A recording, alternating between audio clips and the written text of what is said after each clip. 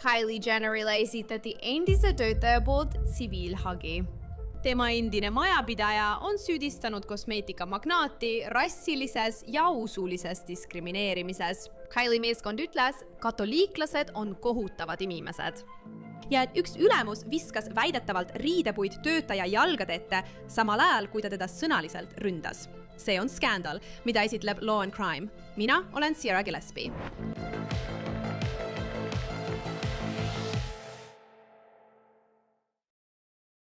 Tõsielustaar Kylie Jenner on sattunud tõsisesse jamasse, kuna endine majapidaja esitas tema vastu terava kohtuasja. Ja siin on pikk nimekiri süüdistustest Kylie ja tema ettevõtte vastu, sealhulgas rassiline diskrimineerimine ja ahistamine, usulise kuuluvuse diskrimineerimine, puude diskrimineerimine ning vastumeetmed. Uus kohtuasja väidab, et Kylie meeskond nipsutas selle töötaja suunas sõrmi, nõudes töö lõpetamist ning nad, tsiteerin, alandasid ja mõnitasid teda rassi, rahvuslikku päritolu ja usu põhjal. Lisaks sellele süüdistatakse Kylie ka maksmata jätmises, sealhulgas alampalga ja ületunnitasu maksmata jätmises. Kohtuasjas väidetakse ka, et Kylie meeskond sundis tema endist töötajat töötama lõuna või söögi ajal ning ka pauside ajal. Tänane skandaal viib meid Hidden Hillsi Californiasse. See on luksuslik kinnine elamurajoon lääne Los Angeleses ning seal elab Kylie Jenner. Ja kui ma ütlen kodu, siis ma mõtlen, et see on üks Kylie paljudest kodudest, kuid just seal on toimunud osa tema vastu esitatud süüdistustest. Need süüdistused on esitanud naine nimega Angelica Hernandez Vasquez. Ta oli Kylie endine majapidaja. Ja tsiviilhagi kohaselt, mille Angelica meeskond esitas 17. aprillil, alustas Angelica tööd Kylie meeskonnas 10. septembril 2024. Angelica palgati majapidajaks ja ta veetis umbes nädala Kylie Beverly Hillsi residentsis, enne kui ta 17. septembril 2024 viidi Hidden Hillsi majja. Ja just seal väidetavalt probleemid algasidki. Hagi kohaselt koheldi hagejat ehk siis Angelicat juba tema esimesest päevast Hidden Hillsi residentsis vaenulikult ja tõrjuvalt. Kogu hagi jooksul viitab Angelica mõnele Kylie peamisele töötajale, kes töötasid juhendavas rollis. Nende perekonnanimed pole välja toodud, kuid eesnimed on. Nende seas on Patsy, kes oli majapidajate juhataja, ja Elsie, kes töötas samuti juhatajana.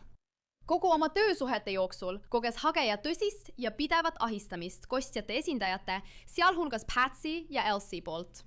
Tema kohtuasja kohaselt määrati Angelicale pidevalt kõige raskemad ja ebasoovitavamad ülesanded majas ning ta jäeti majapidamismeeskonnast välja. Teda ähvardati ja alandati ning avalikult naeruvääristati ja alandati. Seda tema rassi, rahvuslikku päritolu ja usu tõttu. Angelica on pärit El Salvadorist ja on praktiseeriv katoliiklane. Töötades Kylie juures oli ta enda sõnul ainus El Salvadorist pärit töötaja ja Angelica sõnul kasutati seda tema vastu. Kostjate esindajad tegid avaldusi, sealhulgas, kuid mitte ainult, ütlesid nad hagejale, et katoliiklased on kohutavad inimesed. Tegid märkusi, mis vihjasid, et sarnase taustaga töötajad on riigist välja saadetud ning rõhutasid omaenda USA kodakondsust samal ajal, kui nad pilkasid või hirmutasid hagejat tema immigratsioonistaatuse pärast. Lisaks kõigele sellele nõudsid ülemused väidetavad korduvalt Angelica käest tema telefoni nägemist, süüdistades teda nende tagarääkimises ja sõimates teda isegi siis, kui ta järgnes juhistele. Angelica ütleb, et see kõik oli mõeldud tema alandamiseks, hirmutamiseks või oma võimu maksma panemiseks tema üle. Mitmel korral ütleb Angelica, et ta pöördus ülemuste poole, et sellest väidetavast ahistamisest teatada. Aga selle asemel, et midagi muuta, sundisid Elsie ja Patsy teda lihtsalt oma tööd tegema ning ütlesid talle, et kui talle ei meeldi, kuidas temaga käitutakse, siis võib ta lihtsalt lahkuda. Kõik jõudis haripunkti pärast 2024. aasta tänupüha ja just siis toimus väidetavalt koosolek. Angelica ütleb, et ta tõstatas siin väidetavad probleemid uuesti, kuid selle asemel, et tema muresid lahendada, pilkasid Patsy ja Elsie teda lihtsalt. Probleemi lahendamiseks ei võetud mingeid meetmeid ja Angelica ütleb, et hiljem sai ta teada, et teda oli sellel koosolekul ilma tema nõusolekuta salvestatud. Pärast koosolekut jätkus väidetav kättemaks lihtsalt edasi. Angelica ütleb, et tema töökoormus suurenes. Seda muidugi siis, kui talle üldse töögraafikusse vahetusi pandi. Ta väidab, et mõnikord vähendati tema töötunde, nii et ta oli sunnitud vähem töötama. Ja siis läks olukord väidetavalt veel hullemaks. Kui hageja uuesti kaebas, muutus olukord tema jaoks vägivaldseks. Umbes 29. märtsil 2025 viskas ülemus riidepuid hageja jalgade ette, samal ajal, kui ta teda noomis. Angelica väidab ka, et tema palgaga oli probleeme. Ta ütleb, et talle ei makstud kogu teenitud töötasu.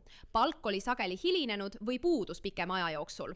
Ületunde ei makstud, söögi- ja puhkaaegu ei võimaldatud, palgalehed ei olnud korrektsed ning tööga seotud kulusid ei hüvitatud. Kõigi nende asjade tõttu ütleb Angelica, et tal tekkis stress, ärevus ja sümptomid, mis sarnanevad posttraumaatilise stressihäirega. Ja kõigi nende asjaolude tõttu võttis ta 2025 aasta juulis haiguslehe. Pärast naasmist jätkusid vaenulikud töötingimused. 2025 aasta 4. augustil lahkus Angelica oma ametikohalt, öeldes, et tal polnud muud valikut. Kuid kui ta lahkus ametist, ütleb ta, et kostjad ei reageerinud sellele üldse. Kokkuvõttes ütleb Angelica, et kogu see katsumus põhjustas talle emotsionaalset stressi, ärevust, PTSD sümptomeid ja palgakaotust. Hagikostjate seas loetleb ta Kylie Jennerit nii ettevõtte kui ka eraisikuna, TriStar Servicesi, La Maisoni, Family Servicesi ning 25 kostjat, keda on nimetatud Janie ja John Doe nime all. Haggis toob Angelica välja 25 erinevat väidet. Nende seas rahvusliku päritolu diskrimineerimine ja ahistamine, rassiline diskrimineerimine ja ahistamine, usulise kuuluvuse diskrimineerimine ja ahistamine, rikkumisest teataja suhtes rakendatud vastumeetmed, maksmata jätmine, ebaseaduslik vallandamine ning hingelise kannatuse tahtlik tekitamine. Angelica ütleb, et tal on õigus nii karistus kui ka hüvitusnõuetele, kuid ta ei nimeta konkreetset rahasummat. Küll aga esitab ta ühe olulise nõude, vandekohtuprotsessi. Tema hagis on kirjas. Hageja nõuab käesolevas dokumendis esitatud nõuete osas vandekohtuprotsessi. Olgu, ta nõuab vandekohtuprotsessi, aga kas see tegelikult ka juhtub? Ma mõtlen, me oleme varemgi koolsusi kohtus näinud, aga kui tõenäoline see tegelikult on? Jällegi, kas sellel juhtumil on üldse mingit alust? Kutsume täna stuudiosse eksperdi, et seda ja paljusid teisi küsimusi arutada. Meiega on kohtuvaidluste advokaat Ron Zambrano. Aitäh, et täna meiega liitusid, Ron. Ja olgu minu esimene küsimus sulle. Mis on sinu esimesed mõtted? Kas sa arvad, et sellel kohtuasjal on alust? Sellel on palju nõudeid. Üle 20, see oli minu esimene mõte. Ma lihtsalt läksin seda nimekirja mööda edasi ja see on, ma arvan, et väljend, mida me kasutaksime, on see, et viskad suure portsu spagette vastu seina ja vaatad, mis külge jääb. See pole tegelikult minu stiil, mõnel inimesel on teistsugune stiil. Ma ütleksin, et pooled neist nõuetest langevad mingil moel ära, kas varakult või hiljem. See on kohmakas, see on liiga kohmakas. Ja samuti, mida ma arvan, et te küsite minult, on Kylie Jenneri isiklik vastutus, sest tema nimi on seal 2 korda, eks. Üks kui ettevõte, teine kui eraisik. Ja ma ei näe, et teda eraisikuna oleks süüdistatud milleski vales. Nii et see on ilmselt veel üks asi, mis võib kõrvale jääda. See ei ole tohutu kohtuasjaga selles mõttes, et see ei ole faktide poolest kuigi tugev. Tead, see fakt, see on kohutav, eks. Kui see on tõsi, siis see ei ole tõesti hea töökeskkond. Aga lihtsalt nii palju nõudeid on. Ja sellepärast ongi see, sellepärast on see üle 30 lehekülje pikk. Jah, kui ma seda läbi vaatasin, siis neil on esimene lehekülg, kus on kõik süüdistused kirjas. Ja need jätkuvad ka teisele lehele, sest süüdistusi on nii palju. Ja ma mõtlesin, et okei, siin toimub tõesti palju. Aga esimesel leheküljel, räägime sellest, sa mainisid seda. Siin on kostjad kirjas. Siin on kirjas Kylie Jenner eraisikuna ja siis Kylie Jenner ettevõttena. Nii et ma avasin selle kohtuasja ja mõtlesin, jumal, mida Kylie Jenner tegi? Ja ma loen edasi, keeran lehekülgi. See on nagu filmis Hiilgus, kus kogu aeg korratakse ainult töö ja mitte mingit mängu teeb Jackist tuima poisi. Ma muudkui loen ja siis saan aru, et tegelikult polegi Kylie enda vastu ühtegi süüdistust. Kõik süüdistused on tema majapidajate või töötajate vastu, kes väidetavalt olid, tead küll, rassiliselt diskrimineerivad ja tegid muid selliseid asju. Aga Kylie ise, miks ta üldse nimekirjas on, kui ta pole isegi kohtuasjaga otseselt seotud? See võib olla üks kahest asjast. Esiteks, see on tahtlikult tehtud, et meedia tähelepanu saada, nagu see ka juhtus, kuigi tegelikult polnud seda vaja, sest ta oli juba ettevõttena nimetatud. Tead, ikkagi Kylie Jenner Incorporated või siis lihtsalt unustati tema nimi eraldi välja võtta. Ja põhjus, miks ma arvan, et see on tõenäoliselt viimane variant, on see, et esimene asi, mida proua Jennerit esindav advokaat teeb, on tõenäoliselt sinu tavaline kontoorid, mis esindavad kuulsusi LA piirkonnas. Marty Singer tuleb meelde. Nad ründavad seda hagiavaldust niinimetatud vastuväitega, öeldes, et Kylie vastu kui üksikisiku vastu puuduvad faktid ja seetõttu ei peaks ta olema kostja. Ja nii nagu see praegu kirjas on, arvan ma, et see rahuldatakse. mitte, et ta pärast seda ikkagi ei oleks stressis, tema ettevõte on endiselt seotud, aga tead, see oleks osaline võit. Ja kohtunik küsiks, miks ta on isikuna nimetatud, kui tema kohta isikuna pole ühtegi fakti esitatud. See ongi see, mille peale ma mõtlesin seda läbi vaadates, sest nad mainivad ka, et Kyle'il on mitu kodu, nii et ta ilmselgelt reisib mööda maailma ringi. Ma tean, et tal on käed paljudes erinevates ärides. Ma mõtlen, kas see võis juhtuda täiesti tema teadmata ja ta on nagu, oota, ma ei teadnudki, et see üldse juhtus. Miks ma olen kogu sellesse loosse kaasatud? Nii et teisest küljest, kui ma oleksin Kylie kaitsemeeskonnas, siis ma mõtleksin, kas sa ütleksid midagi sellist. Okei, see naine, hageja, kes selle kohtuasja algatas, teab ilmselgelt, et Kylie Jenner on miljonär. Teda on kunagi nimetatud maailma noorimaks miljardääriks. Tead, tal on pangas palju raha. Võib-olla ta lihtsalt tahabki Kylie käest seda raha saada. Kas see on midagi, mille peale Kylie meeskond võiks mõelda? Jaa, ma arvan, et Brayli Jenneri vaatenurgast narratiivi mõttes see olekski see, mida ta peaks tegema, eks. Nagu see juhtum on alusetu. Teate, minu nimi on siin sees ja minu kui isiku kohta pole ühtegi fakti välja toodud. See on lihtsalt katse raha välja nõuda. Ja tavaliselt teevad kõik kuulsustest kostjad nii, et see on lihtsalt raha küsimine, mille eest ma alati hoiataksin. Sest kui mina teda nõustaksin, siis ma soovitaksin tal öelda, ma ei olnud seal, aga kui sind koheldi nii minu juures olekuta, siis see ei ole okei. Ja ma astun samme, et kõiki koheldaks väärikalt. See ei olnud mina, sest sa ei esitanud minu vastu ühtegi süüdistust. Sest ma usun, et inimesi tuleb kohelda väärikalt, olenemata nende positsioonist elus. Aga kui keegi minu selja taga kasutas minu autoriteeti, et sind niimoodi kohelda, siis see ei ole okei. Seda ma teeksin. Tead, seda ma soovitaksin ka temal teha. Aga nad tulevad ilmselt selle konkreetse hageja vastu väga-väga jõuliselt, öeldes, et see on lihtsalt raha välja petmine, midagi pole valesti, kõik on korras ja midagi pole vaja muuta, mis minu arvates ei ole hea lähenemine. Aga tead, mida mina ka tean? Ma mõtlen, see on keeruline, eks, sest süüdistused on siin üsna tõsised. Üks süüdistustest on see, et keegi viskas tema pihta riidepuid, tead, ründas teda füüsiliselt mingil moel. Tein süüdistus on see, et ta ütles midagi sellist nagu, tead, katoliiklased on kohutavad inimesed või Salvador Lannad, sina oled ainus. Ja tõesti üsna negatiivsed asjad selle naise kohta, tema uskumuste, selle kohta, kes ta on, tema füüsilise keha kohta, talle visatakse asju, see kõik on kohutav. Aga jällegi, ma ei tea, kas Kylie on tingimata kõige selle eest vastutav. Me rääkisime sellest, et see võib olla rahaline kasu. Aga mis mulle huvitav tundus, oli see, et ma ei näinud kuskil summat. Mõnikord, kui ma neid tsiviilkohtu asju loen, eriti P. Diddy puhul, tuli välja nii palju tsiviilhagisid. Ja inimesed nõudsid, ma mõtlen, täiesti pööraseid rahasummasid. Ma arvan, et mulle ollakse kahjutasuks võlgu mingi summa. Aga selles hagis ma ei näinud ühtegi konkreetset numbrit. Kas see on kuidagi ebatavaline või mis sa sellest arvad? See sõltub jurisdiktsioonist. Californias ei ole nõuet, et sa pead osariigi kohtusse hagi esitamisel konkreetse numbri kirja panema.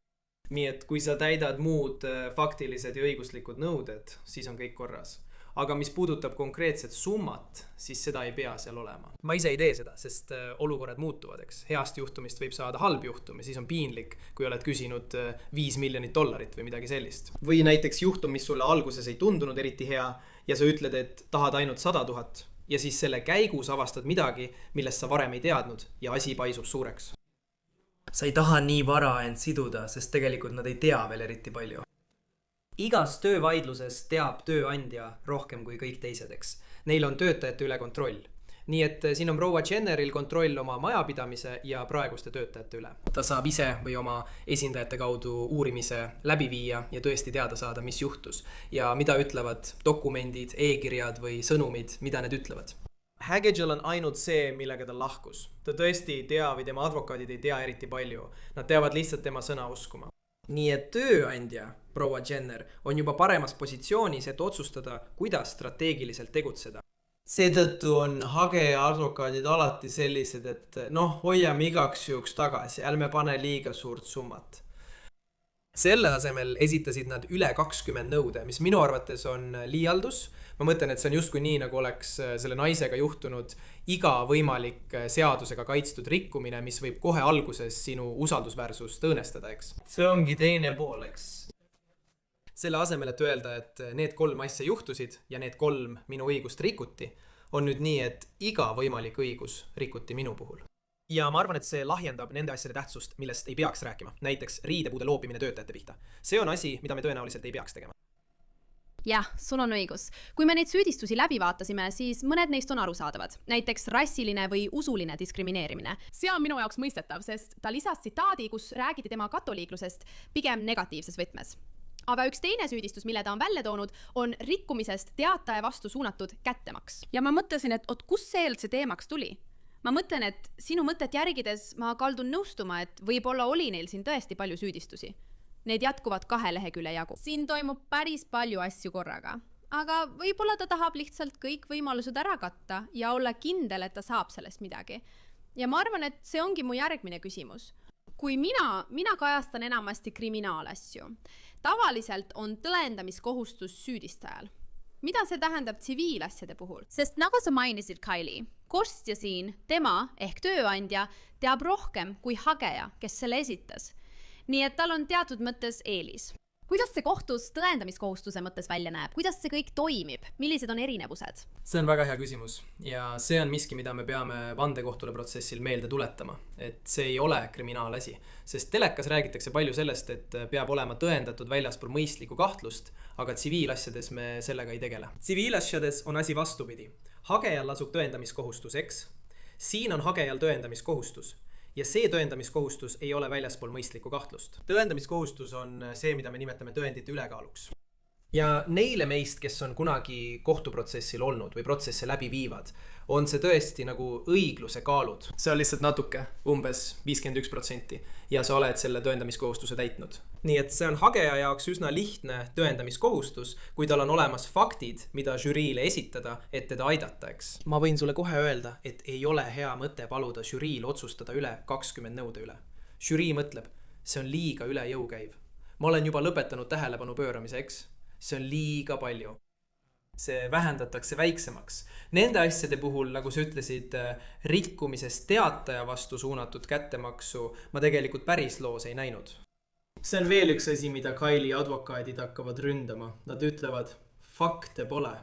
Algusest peale pole fakte. See juhtum peaks, see nõue peaks kaduma. Ja see ei ole ainus nõue, mida rünnatakse. Ja ma arvan, et kohtunik ütleb, jah, miks see siin on, ma ei näe siin midagi. Jah, seda ma ei tea. Ja tead, kui me räägime tsiviilasjadest, siis mu mõtted lähevad tagasi Johnny Deppi ja Amber Heardi päevadele, sest see võis olla suurim kohtuprotsess pärast OJ'd. Ja see polnud kriminaalasi, see oli tsiviilasi. Nii et ma lähen tagasi ja püüan kõike oma mälust meenutada. Ja üks asi, mida selles kohtuasjas mainiti, on see, et hageja Angelika väidab, et tal on õigus nii karistus kui ka hüvitisnõudele. Ja ma mäletan, et õppisin seda Diddy ajal, aga see on mul täiesti meelest läinud. Kas sa saab mulle nende 2 erinevust selgitada? Muidugi, jah, muidugi. Kompensatsiooniline kahjuhüvitis tähendab, et hageja palub žüriil talle raha välja mõista. Et mind täielikult hüvitada, olgu see siis emotsionaalse stressi eest, mida ma kogesin, või raha eest, mille ma olen kaotanud. Sest ma olin siin, tema oli sunnitud töölt lahkuma, eks mina olin sunnitud töölt lahkuma. Ma ei ole raha teeninud alates mingist ajast 2025 aastal. Ja tead, arvuta see kuupõhiselt välja ja palun anna see mulle. See kompenseerib mulle minu kaotuse. Mittevaralised kahjud, emotsionaalne stress, millele inimesed kõige rohkem mõtlevad, eks. Inimlik kahju, tead, see, mida ma läbi elasin. Mis on selle väärtus, et ma pidin taluma, kuidas mulle visati riidepuu? Mis on selle väärtus? Sellel pole kindlat väärtust, me lihtsalt peame sellest rääkima. Ja teie, žürii, arutate seda. Mis iganes žürii otsustab, kui palju see väärt on, et seda kahju ja piinlikkust kompenseerida, tead, oletame, et see on tõsi, see ei ole eriti meeldiv tunne. Ja tead, jumal, kui piinlik ja alandav see on. Lihtsalt oletame korraks, lihtsalt arutluse mõttes. See raha on mõeldud hagejale tekkinud kahju täielikuks hüvitamiseks, eks? Nagu kahju heastamiseks, sest tead, me ei saa seda teha. Ja enam ei ole silm silma vastu olukorda, kus me ütleme, et okei, paneme selle naise seina äärde ja viskame talle riidepuu vastu ning nüüd on kõik korras. Me ei tee nii. See on lihtsalt raha, mis võiks hagejale kahju hüvitada. See ongi kompensatoorne kahjuhüvitis. Karistuslik kahjuhüvitis on seotud kostja karistamisega käitumise eest, mille žürii leiab. Ja nüüd ma teen asja veel segasemaks. Selge ja veenva tõendamise standardi järgi, mis on veidi kõrgem kui tõendite ülekaalu standard. et tööandja, nii et Kylie Jenner Incorporated, kes iganes need inimesed on, sest see pole ainult tema, eks, ta on korporatsioon, on inimesi, kes juhivad tema majapidamist, mitte ainult tema ise. Ja nad tegutsesid pahatahtlikult, eks. Pahatahtlikkus, pettus, tema õiguste, hageja õiguste rõhumine. Nii et kui vandekohus otsustab, jah, me leiame, et tööandja kõrgel tasemel tõesti püüdis tema õigusi maha suruda. Me peaksime korporatsiooni selle eest karistama, me oleme ta juba hüvitanud. See on vandekohus. Me hüvitasime talle tekitatud kahju kompensatoorse kahju hüvitisega. Nüüd tahame anda tööandjale õppetunni ja see ongi karistuslik kahjuhüvitis. See on karistusraha. See on erinevus. Okay. Olgu, ma saan aru, ma näen, kuidas need kaks erinevad. Ja see on segadust tekitav. Ma arvan, et ma isegi ütlesin ennist valesti Didi, kui tegelikult mõtlesin Johnny Deppi. Siin toimub nii palju erinevaid asju, et kui see tõesti jõuab vandekohtuni, siis ma mõtlen, sa selgitasid väga hästi neid erinevusi, aga ma tean, et vandekohtunikel on väga oluline ülesanne, kui nad teavad midagi sellist arvesse võtma. Nad peavad tõesti väga tähelepanelikud olema, keskenduma ja kogu tõendeid meeles pidama, kui nad teavad midagi sellist otsustama. See on üsna keeruline. Ja ma tõesti mõtlen, et hageja ütles oma hagis konkreetselt, et ta nõuab vandekohtu protsessi. Aga lähtudes sellest, mida sina ja mina oleme öelnud, ma ei tea, kas Kylie üldse väärib siin kostjaks olemist. Ma ei tea, kas oli üldse mingeid tõendeid, mis näitaksid, et Kylie Jenner ise pani need talle ette heidetud teod toime. Nii et ma arvan, et see on nagu kaheosaline küsimus. Kas sa arvad, et see visatakse kohtust välja? Kas sa arvad, et Kylie meeskond suudab selle edukalt kõrvale heita ja teda enam kostjana ei nimetata? Või arvad sa, et see läheb vandekohtu ette? Nii et sinu küsimusele saab vastata kahel viisil või sellele saab läheneda kahel moel. Nii et nad kindlasti teevad seda, kaitse esitab kindlasti selle, mida ma varem kirjeldasin kui vastuväidet. See on rünnak hagiavalduse vastu, öeldes, et kas teatud väidetel, mis on loetletud, puuduvad toetavad faktid või väidetavad faktid ei ole piisavad. Kõige silmatorkavam on see, mis on esitatud proua Jenneri kui isiku vastu, eks. See ongi kõige silmatorkavam. Sina oled selle välja toonud, mina olen selle välja toonud. Kohtunik annab hagejale alati ühe võimaluse see parandada, eks. Sest on olemas tugev avalik huvi, et kõigil peaks olema võimalus oma kaebusi sisuliselt arutada, eks. Mitte ainult tehniliste põhjuste tõttu, see võib olla lihtsalt nii, et oh jumal, me unustasime ja siis ongi kogu see halb olukord. Aga sa ei tohi valetada, eks. Sa ei saa lihtsalt midagi välja mõelda, et teda asjas hoida. Ma ei tea, kas on seda väärt, see on juba teine teema. Nii et minu arvates isiklikult, kui ma seda loen, siis paljud neist kaebustest saavad olema, ma võtan selle tagasi. Praegu ütleme nii, et umbes 30% või 40% sellest kaob lihtsalt selle protsessi käigus ära. Ma kirjeldan seda vastuväidete protsessi. Ma arvan, et pärast tõendite kogumise etappi, kui kõik saavad üle kuulatud, esitatakse see, mida nimetatakse taotluseks, asja enne kohtuprotsessi lahendada ja on veel täiendavaid nõudeid, sest neid on lihtsalt liiga palju. Neid on lihtsalt liiga palju. Ja kohtunik kaldub mõne neist asjadest tagasi lükkama. Neid on lihtsalt liiga palju. Ma arvan, et kui ma lihtsalt lugu lugesin, siis nägin ma ahistamist usutunnistuse alusel ja ahistamist rahvusliku päritolu alusel. Ja samuti emotsionaalse stressi nõue, kui sinu pihta visatakse riidepuid, eks. Probleem nende asjadega on see, et need inimesed, kes neid tegusid tegid, ei ole nimetatud individuaalsete kostjatena. Ja põhjus, miks neid ei ole tehniliselt individuaalsete kostjatena nimetatud, on see, et neil ei ole miljardit dollarit, eks, või kindlustust. Sellepärast mitte. Nii et kohtunik, need küsimused, mida kohtunik hakkab küsima, eks. Nagu oodake nüüd, inimesed, kes tegelikult tegid kõige räigemad asjad, räiged kommentaarid ja räige riidepuude loopimise, ei ole individuaalsed kostjad. Need on inimesed, kes peaksid selles kohtuasjas olema individuaalselt. Ja see on, ma arvan, et advokaadid peavad sellega tegelema. Teise osa sinu küsimusest vastuseks, alati on nii. Ma ei usu, et Kylie Jenner jääb kohtuprotsessil individuaalseks kostjaks. Ma arvan, et midagi jõuab kohtuprotsessini. Ma arvan, et kui tal üldse, siis ta oleks tunnistaja, kui tal oli midagi pistmist sellega, kuidas tema majapidamist juhiti. Aga ma ei tea, eks. Võib-olla, et tema all töötab keegi, kes juhib kõike. Ja Kylie Jenner annab kohtueelses menetluses vande all ütlusi ning ta ütleb, ma ei tea midagi. Nagu, te peate rääkima minu assistendi või minu juhiga, mis iganes. See võib nii olla ja siis Kylie ei jõua kunagi kohtusse. See on võimalus, aga me ei tea. Tead, kes teab. Kylie ja tema advokaadid teavad praegu. Õige, ja nemad on need, kellel ma pärast seda helistan. Ei, ma teen nalja. Me võtsime ühendust. Sa ütlesid seda, jah. Me ei ole veel saanud kommentaari Kylie tiimilt. Aga lihtsalt kokkuvõtteks, need süüdistused on tõesti väga tõsised. Keegi ei tohiks tunda ega peaks tundma end halvasti oma staatuse, usu, päritolu tõttu või sellepärast, et neile visatakse riidepuid. Aga samal ajal, nagu sina ja mina oleme välja toonud, ma ei tea, kui palju Kylie Jenner ise isiklikult sellega seotud oli. Ma arvan, et peame ootama ja vaatama. Ron, aitäh, et tulid saatesse Skandal ja aitasid meil seda kohtuasja lahata. muidugi, alati. Siiani pole me saanud Kylie meeskonnalt mingit vastust. Anname teile kohe teada, kui midagi selgub. Ja ma arvan, et see tähendab, et tänane skandaal jääb praegu siia paika.